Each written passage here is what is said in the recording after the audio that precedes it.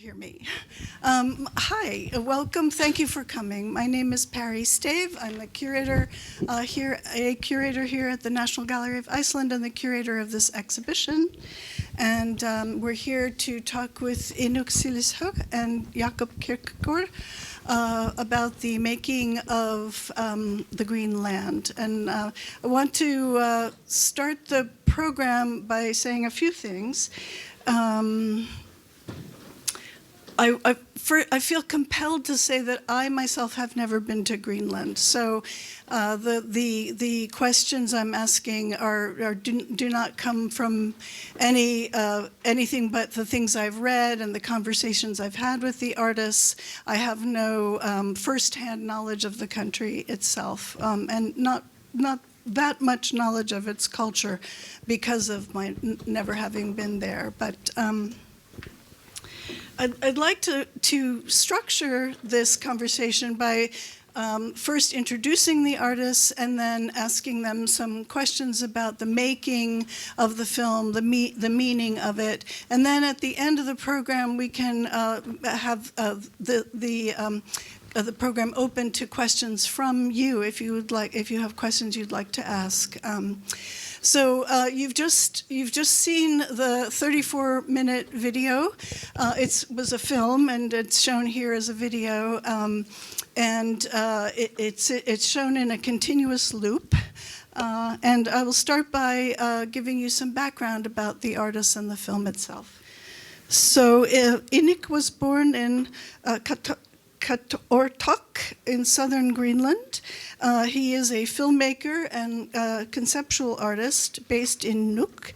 He holds a master's degree in television production and filmmaking from the University of Bristol and a master's degree from the Royal Academy of Fine Arts in Copenhagen.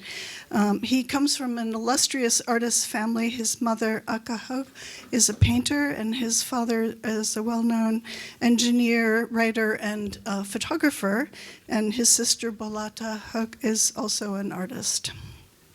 Jacob Kirkegaard was born in southern Denmark. He graduated from the Academy of Arts and Media in Cologne, and he is a sound artist. He explores ways to reflect the complex and unnoticed sounds in nature. He most recently made a film on radioactivity in Chernobyl, and has I would say he specializes in exploring the musicality of sounds found in the natural world, which is certainly what he brought to this project.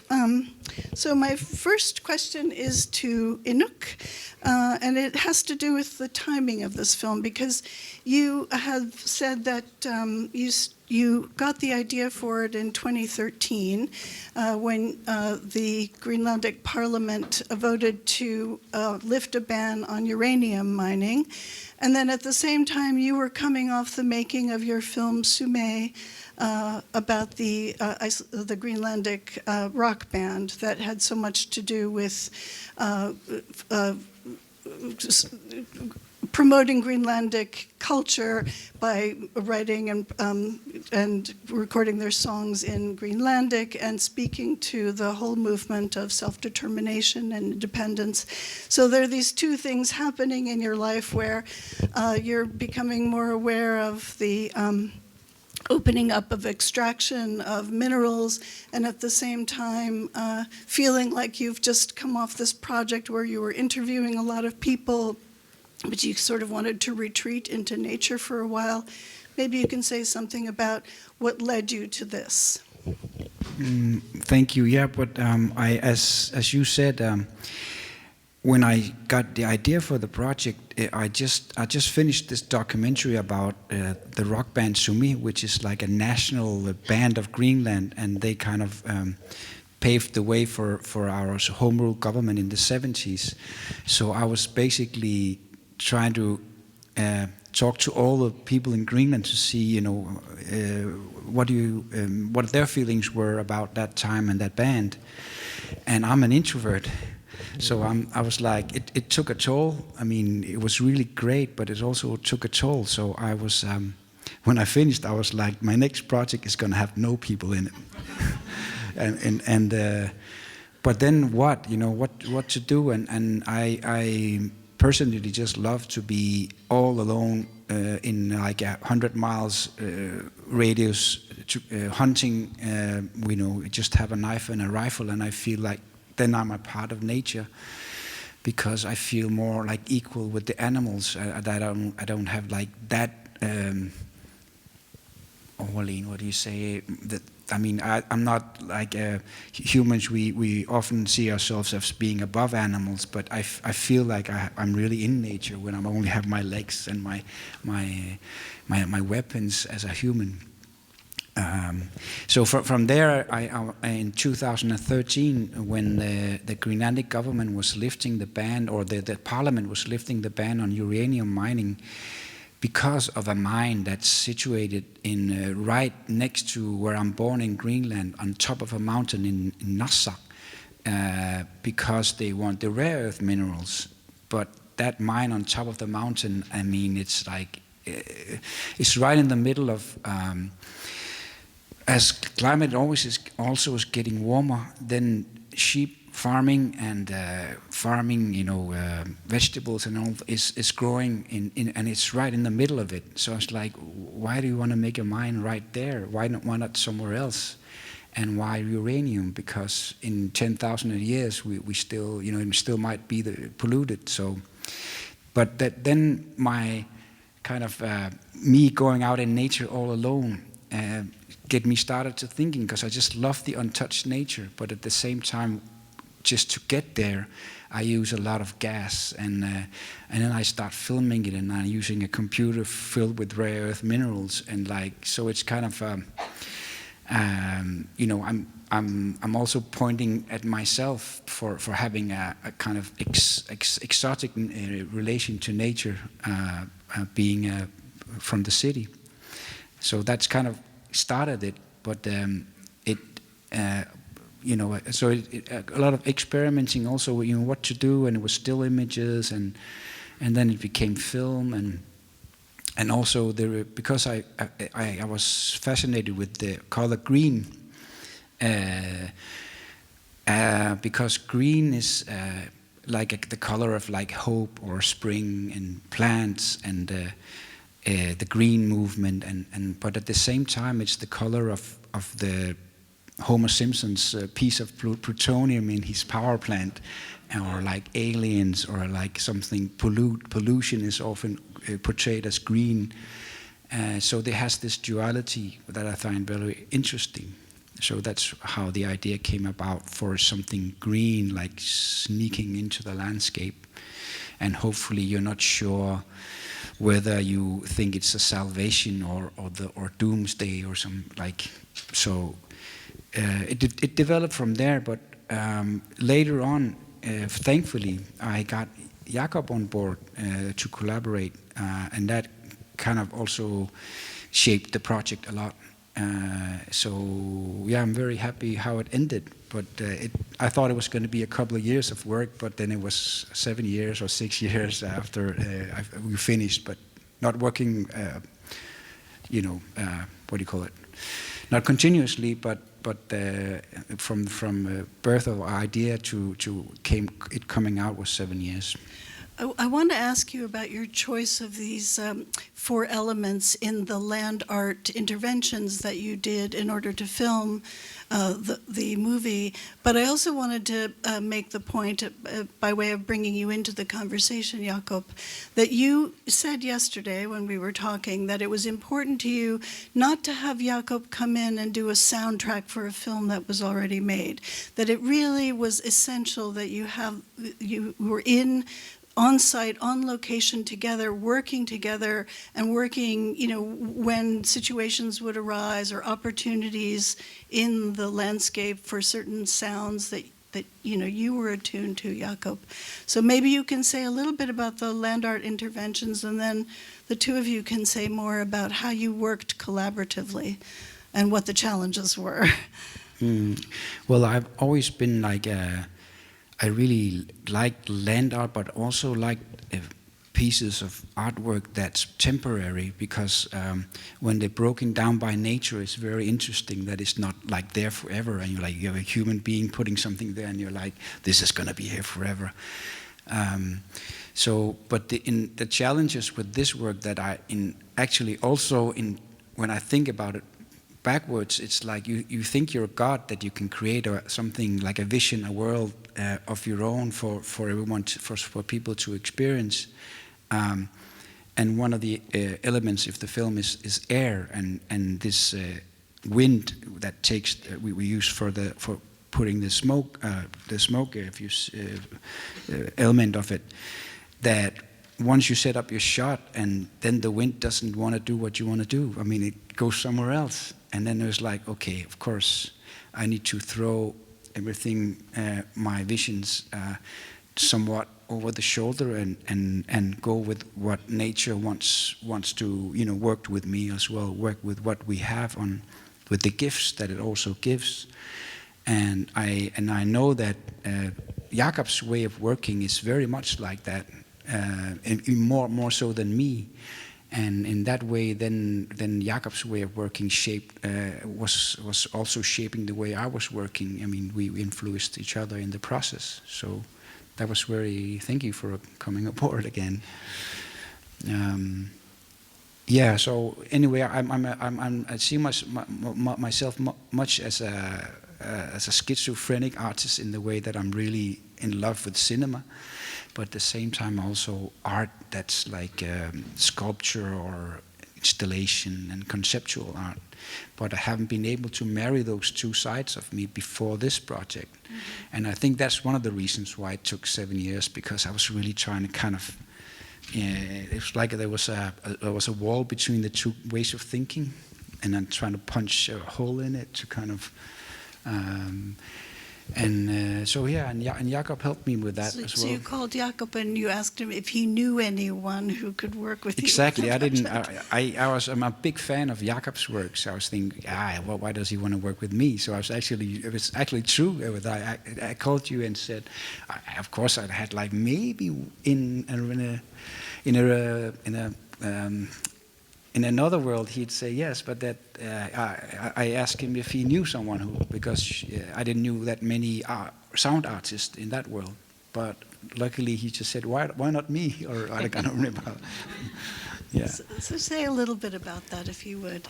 Yeah, I mean, hello.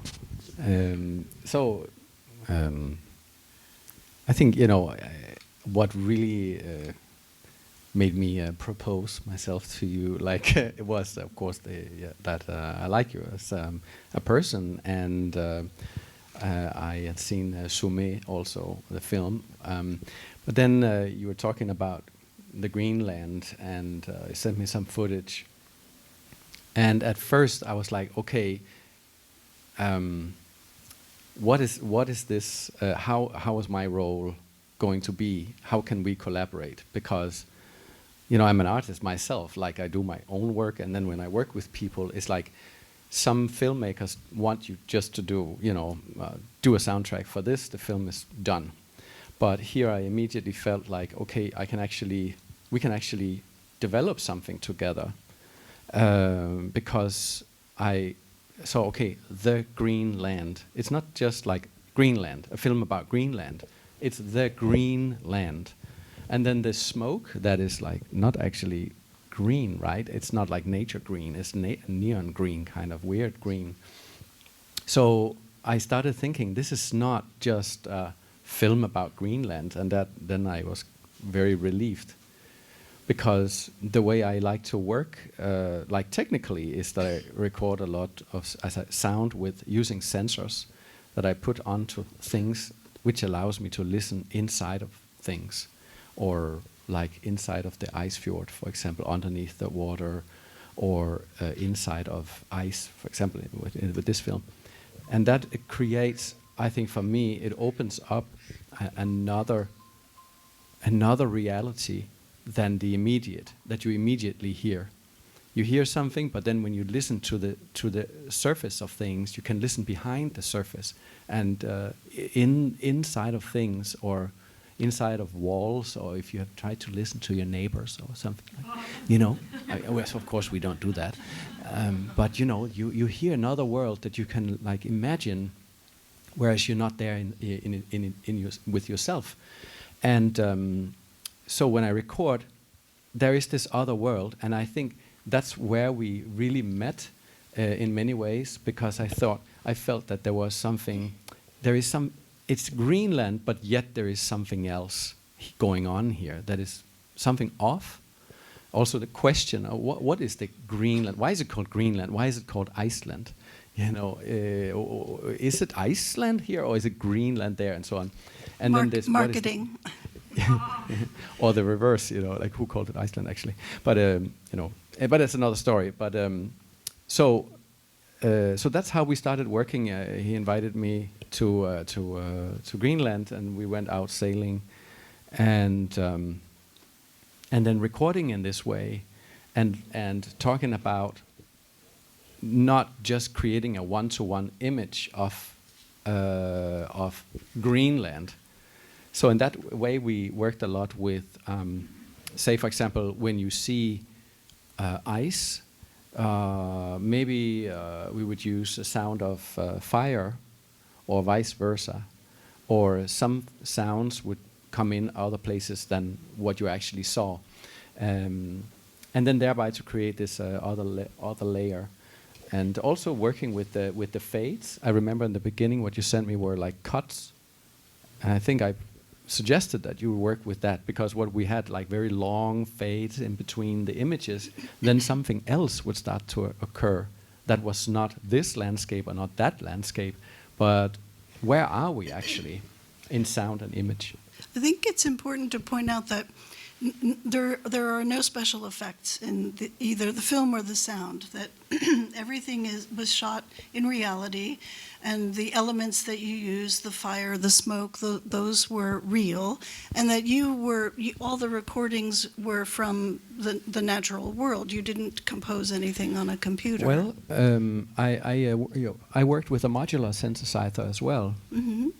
And because we talked a lot about that smoke, it was would you say it a fremmed element in English, like something strange, something alienated, like something not from there, right? You see like beautiful landscape, and then you have that smoke, and you're wondering what is that.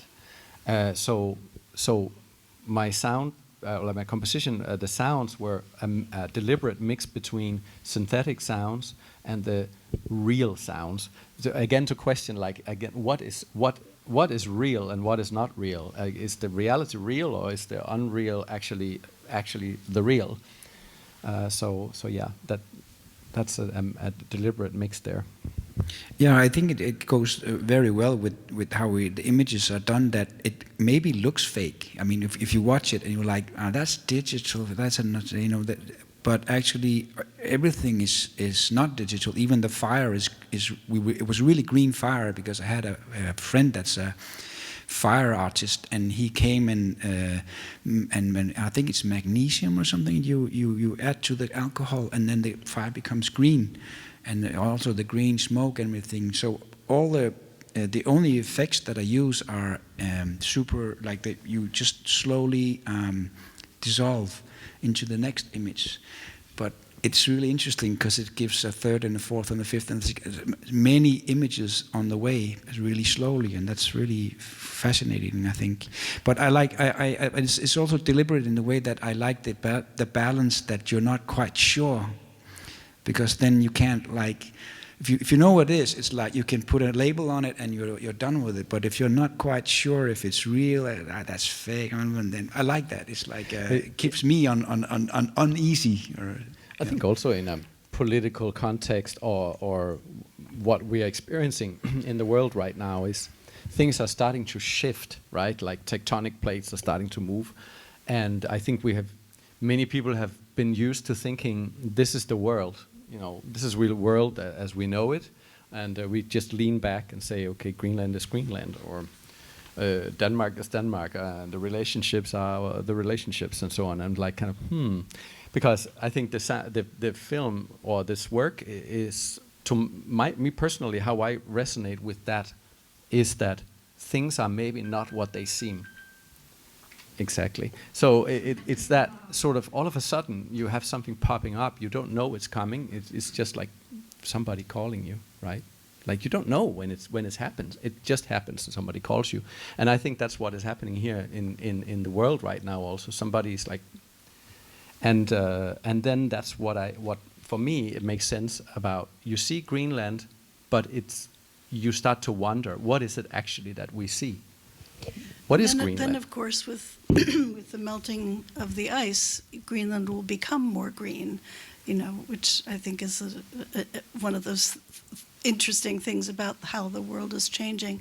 But back to this this fading in and fading out of images at these particular junctures in the film, I find that it changes the scale of things so that it leaves the viewer unsure about whether they're looking at a vast landscape or something very small. In particular, just one example, that where the green is bleeding into the ice. I don't know if I'm looking at a vast landscape or a small area, and I think this adds to this unsettling feeling that one has about what am I looking at? Am I looking at a sublime landscape or a sci-fi film or something in between? I think it oscillates between these things, and it's sometimes incredibly beautiful and sometimes haunting, and there's a sense of foreboding. Can you say a little bit about that? Because I find that the music enhances that. There are these delicate sounds of melting of ice, and or the popping of air pockets in ice, and then this crescendo to the sound of like something almost like doom. Maybe you can say a little bit about that. Well, I was just in the process of making it, starting to think a lot about how we perceive change.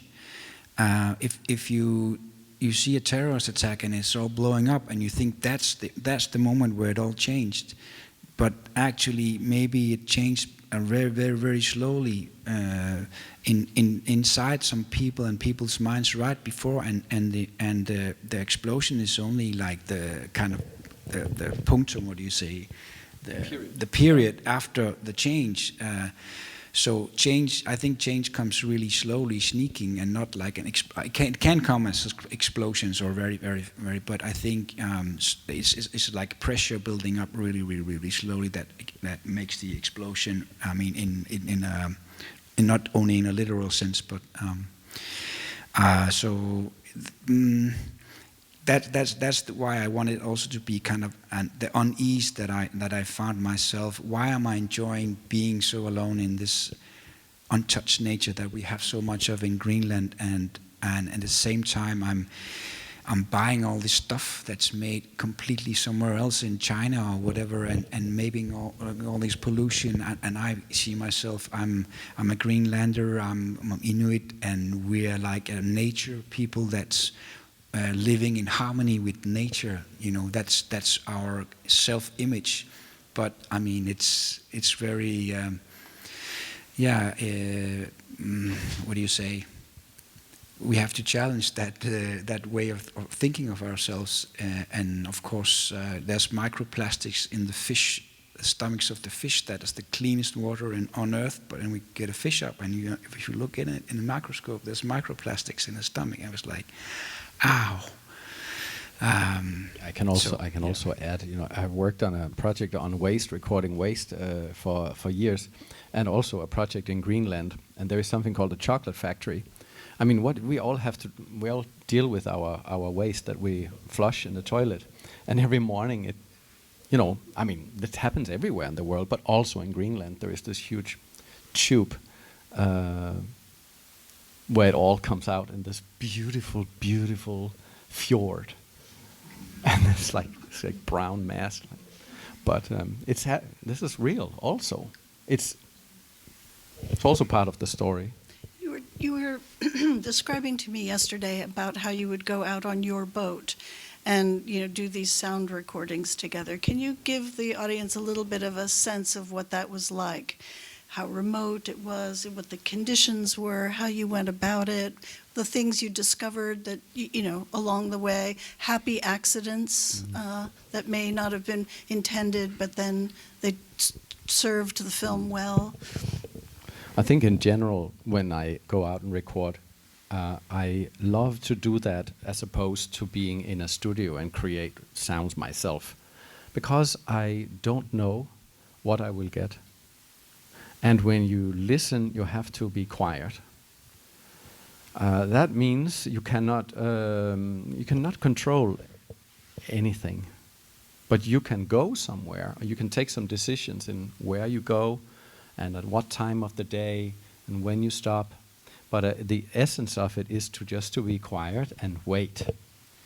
I think Kafka wrote something about that: be quiet and still and solitary, and the world will open and sort of war. And I don't think the nature talks to me. It doesn't want something from me, but I think I can open myself to let myself guide.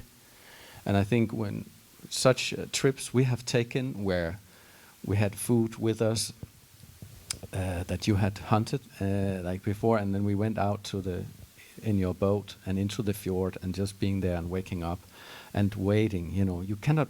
It's like you can go to a supermarket or you can buy stuff on the internet, but you can't. I can't just go to Greenland and get sounds. Like it takes something, and that's the wonderful thing. So it was a lot about being there and just be there, and also fall asleep sometimes in there, and then start to look at some roots and pull a little bit in the roots and put in the microphones in there, and something happening here, and then we find stone and working with the stones and see what's there. So, but when you mentioned the stone, I think it's quite fantastic, because Jacob can find sound inside a rock that's just laying there. I mean, he puts his electrodes, or what do you call them, on it, and then when you listen, there's sound inside the stone. And so, I don't know if it's vibration or whatever, but also in Greenland, we say that everything has a soul, even a rock. So it's like, it just, of course, it fires a lot in my imagination to hear things like that. And one time we were also inside the fjord. I mean, as you probably know, you can sail for 5 minutes and you're in the middle of nowhere. I mean, you don't have radio contact. There's no boats. There's no other people in many, many miles away. But we were inside the Nuuk fjord in the bottom, where there's ice laying in the water, and it's all like a mirror, all quiet, no sound at all. And then he plumps his microphone into water. Hydrophone, underwater microphone. Yeah, hydrophone. And he's listening, and then after a while, he hands it to me. And I'm just chilling, and I was just having, so quiet. And then the world down there is so completely different. I was taken so much aback that I started crying, because down there was like a big cave. It was like a big cave that was dripping, and it was crackling, and there was like a distant rumble once in a while, and I just saw this fairy tale land, or like in my head, and I was so taken aback that I started crying. And so yeah, thank you for taking me to the world of sound and what's in places where you can't go. And I think it's very in this project to kind of again, as Jacob said that things are not what they seem when you see something. It's not just because there's AI is coming up now or whatever, but we take a lot of things for granted, and a lot of things that we see, and we kind of put them in our little boxes of understanding, and then when we grow up, we start questioning those boxes, and they become smaller, or they disintegrate, or whatever. But you have to question it all the time, and learn. I learned so much, and even just for this world of sound, and then I think that really affected the project a lot. with Jacob's approach, and to look also behind what you see and listen behind what you see, and so yeah. So there's the vast landscape of Greenland, and then there were the mosquitoes that got in your way. Can you tell the audience the story about how the mosquitoes impacted the work schedule? Well, yeah, I mean, those of you that have been in Greenland in July or and maybe start of August, you'll know that the mosquitoes are quite, there's a lot of mosquitoes, and as long as if there's no wind, then you really you have a swarm around you, and it's not. I mean, we get used to it, but the camera, they also go on the lens, so that means that it can be really hard to film when there's a lot of mosquitoes, and we had to kind of find that window where there's been frost at night, so the mosquitoes are gone, but it's still green, because the project is Greenland. So it gave us like a window of 2 to 3 weeks to shoot every year, and that's also why it took longer. But yeah, you need to make friends with the mosquitoes. Can you describe some of the extraordinary things that you took sound recordings from and how they entered the film? Sort of, what were the juxtapositions between image and sound? You mentioned that in some of the images of fire, you might hear the crackling of ice. Maybe expound on that a little bit more. I think when I record, or when we are out recording, you make your research. We talk, what is it we want to do, and so on. But then you're out there, and then you have to throw everything away. You just have to not think about it. You just have to surrender and just record. So it is basically, I think, it was very much just being there and saying, okay, oh, what is that? We were sitting in the boat, and there was like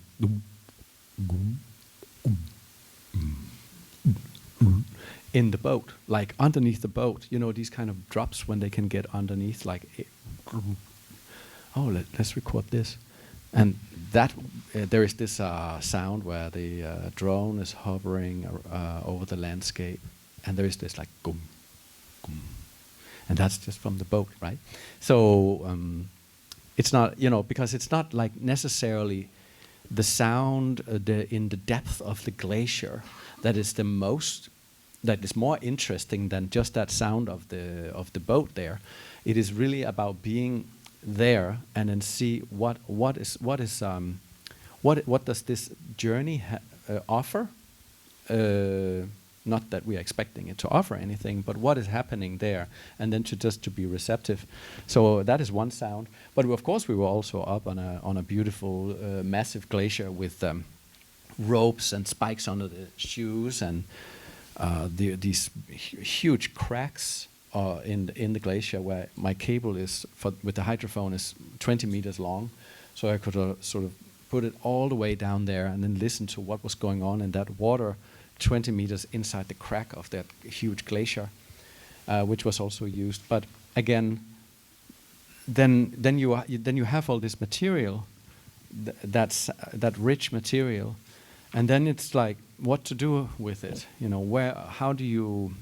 How can I understand this material, and how can I understand what this thing is telling us? And how can we let ourselves guide? And that's through all these conversations we had about things are not necessarily what they seem, and what is it actually. Then that's where we can start to see what, like, if there is like this, like the roots. You saw the roots hanging up and coming down like this. There is this like almost like a root kind of sound, but that is a sound of fire actually that we recorded up there. So because we're looking for something else. You're not looking for one-to-one. But then when you have that moment where it actually works still, it creates that third kind of element.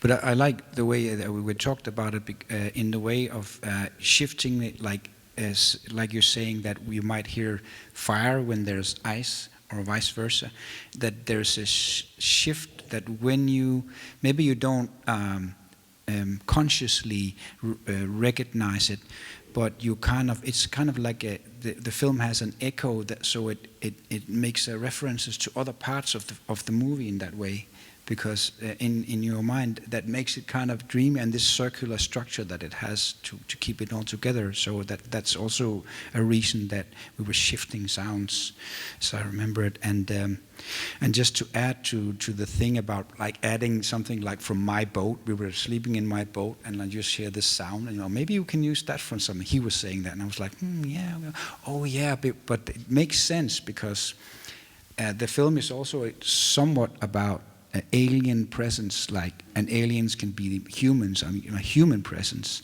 So it makes sense to kind of add or add something that's human in there, even though it's not like consciously that you recognize the sound.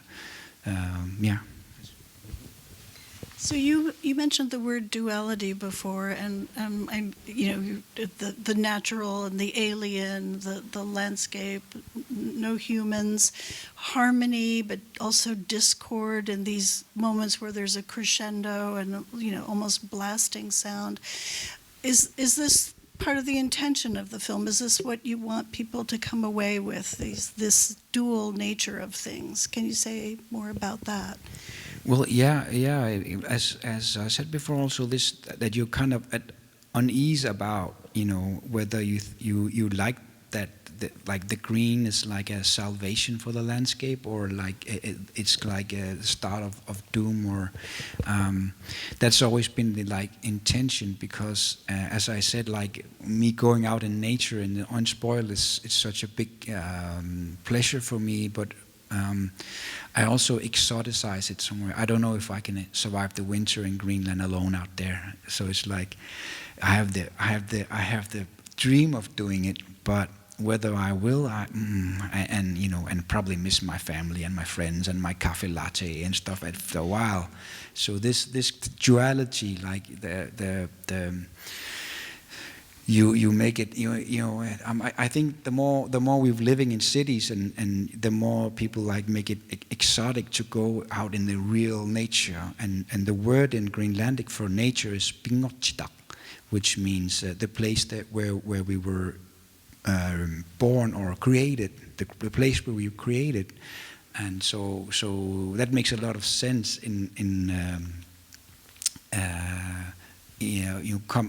coming to this, because if it's the place where we're created, then why do we treat it in that way, or why don't we go there, or it's somewhat alien to us in a lot of ways when we're living in the cities.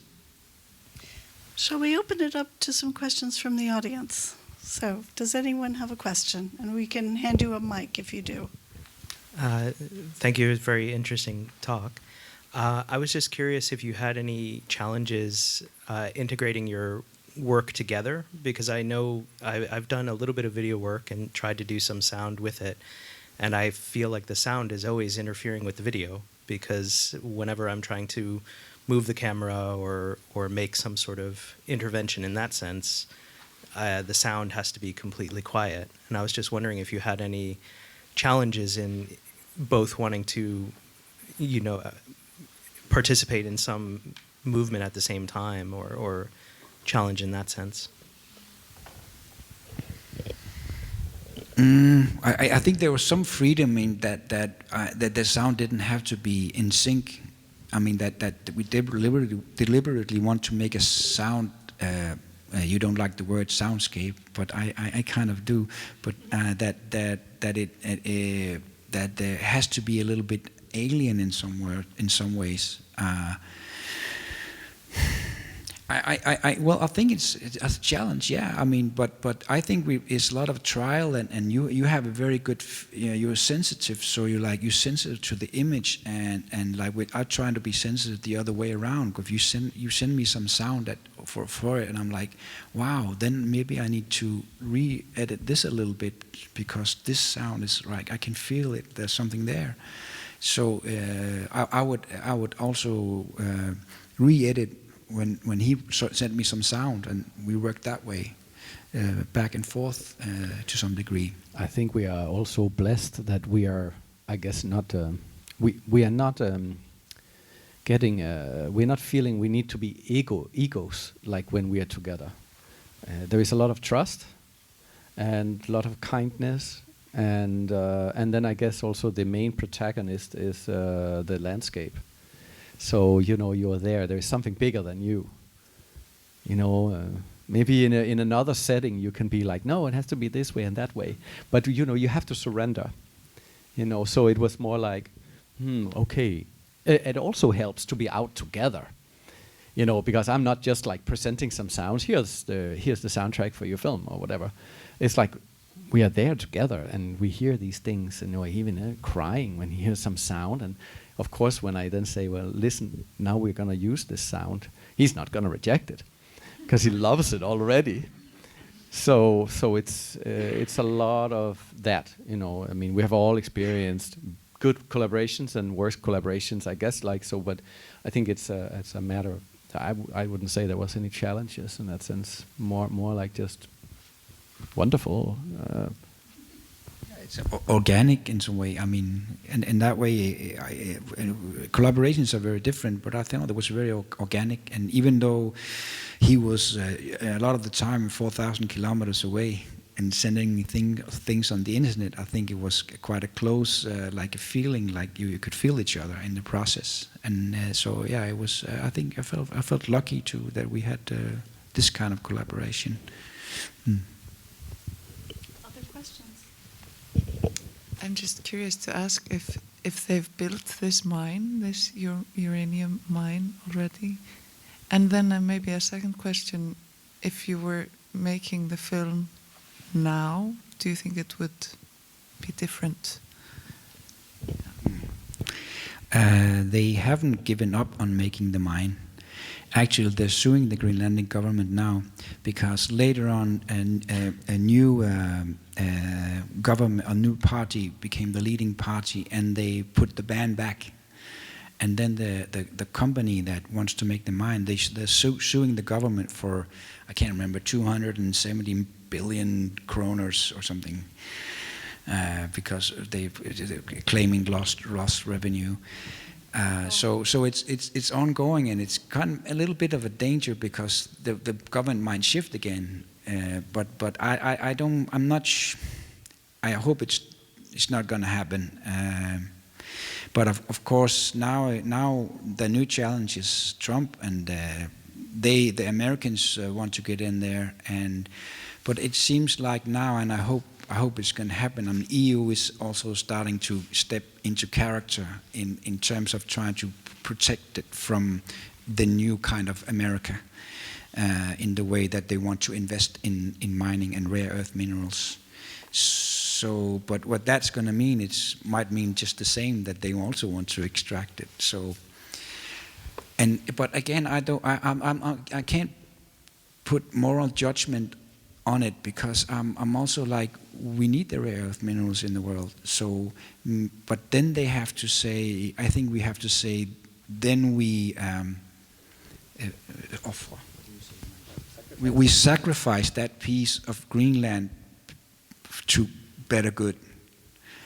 But of course the locals there, and I'm from there as well, I mean, it's also like, no, what we also going to sacrifice is the chance to be the cleanest country in the world, and sheep farming and all the, with global warming for Greenland, also possibilities are opening. So it's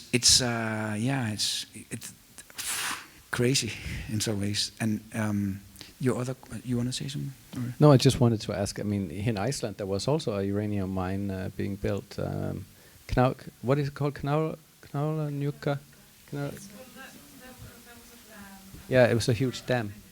Yeah, aluminium. Yeah, I got to record the landscape before it disappeared. Actually, the sound of it, and in 2004. So it was like, now it's a dam, right? Mm-hmm. Yeah.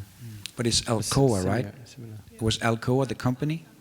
Yeah, but just to put it in perspective, we were talking about it yesterday as well. We're 56,000 people in Greenland, and Alcoa, a company like Alcoa that also wanted to do a plant in Greenland, they have 60,000 employees. So in that landscape, us becoming independent, I mean, just to be dependent on some multinational companies is very, I mean, we have to be so careful.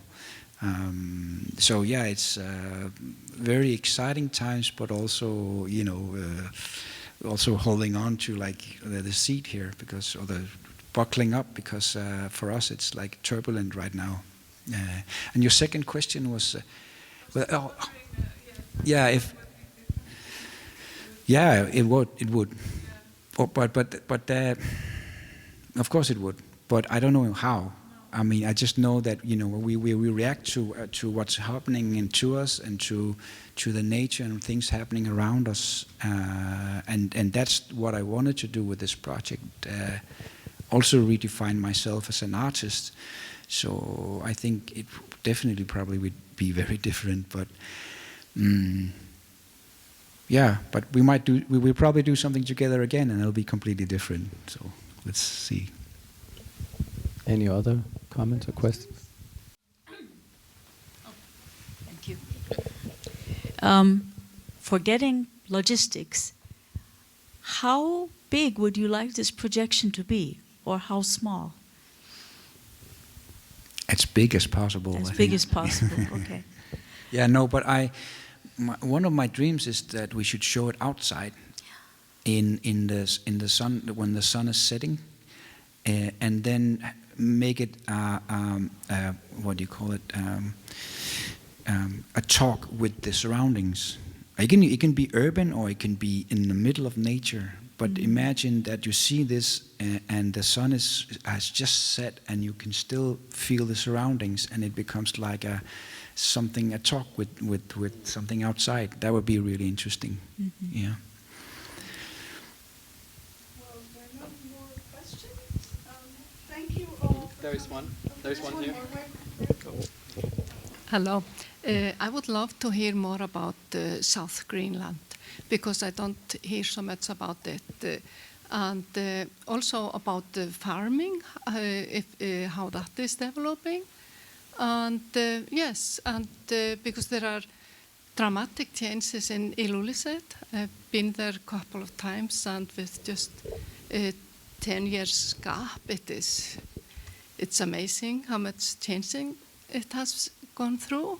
And there is a lot of similarity between Greenland and Iceland in that touristic sense. But I never hear anything about South Greenland, and so I would love to hear more about it.